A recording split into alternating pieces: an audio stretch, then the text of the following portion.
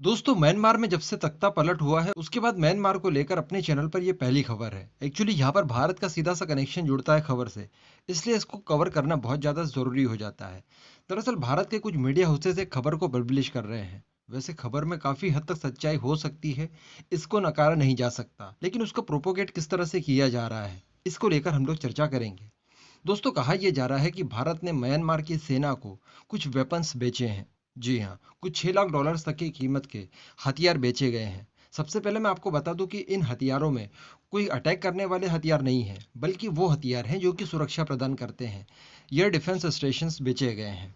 यानी आप ये समझ लीजिए कि कोई हवाई हमला अगर करता है म्यांमार को, तो उस हमले से बचाने के लिए, उसके लिए वार्निंग देने के लिए ये हथियार म्यांमार को बेचे गए हैं। म्यांमार के ऊपर जो भी हवाई हमला करेगा, उसकी टोटल जानकारी, उसको विफल करना, इन सब की जवाबदारी हमारे द्वारा बेचे गए हथियारों के ऊपर होगी। अब दोस्तों, इसको लेकर मीडिया हमारे यहाँ का बहुत ज़्यादा प्रोपोगेट कर रहा है और वो ये कह रहा है कि देखिए जी, भारत तो कितना गलत कर रहा है, क्योंकि म्यांमार की सेना ने तख्ता पलट किया है और वहाँ के आम लोगों को वो बहुत ज़्यादा प्रताड़ित कर रही है, उनका हरेसमेंट किया जा रहा है और एक्चुअली किया भी जा रहा है। इस बात में वास्तविकता भी है।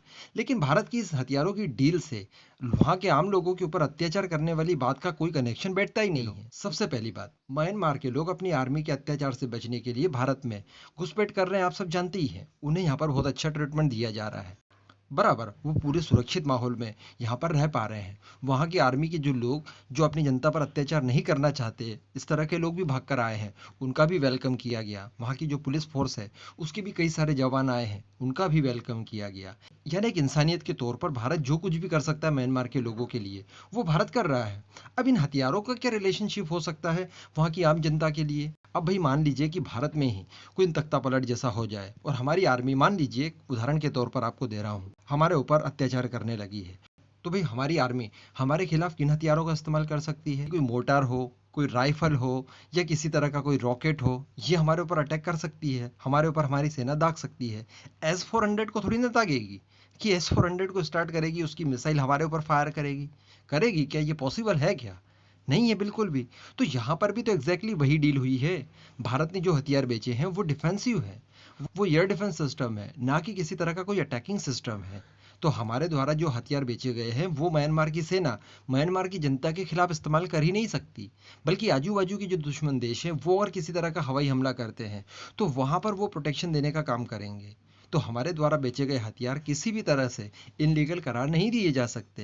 लेकिन भारत के मीडिया की तो आपको पता ही है, चिल्लाना, और वही कर रही है वो। यहाँ पर मैं आपको बता दूं कि इस अपॉर्चुनिटी को कोई भी खोना नहीं चाहता। रशिया हथियार बेच रहा है, चाइना हथियार बेच रहा है, जमाने भर के देश हथियार बेचने में लगे हुए हैं। तो अगर भारत ने थोड़े बहुत बेच दिए तो यहाँ पर प्रॉब्लम क्या है भैया?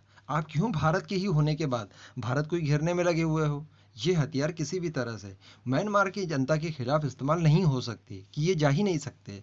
तो यहाँ पर कोई प्रॉब्लम वाली बात है ही नहीं। इस तरह के सवाल जवाब करना सही नहीं है मेरे हिसाब से। दोस्तों, इस पूरे मुद्दे पर आपका क्या मानना है? आप अपना ओपिनियन नीचे कमेंट बॉक्स में ज़रूर बताइएगा।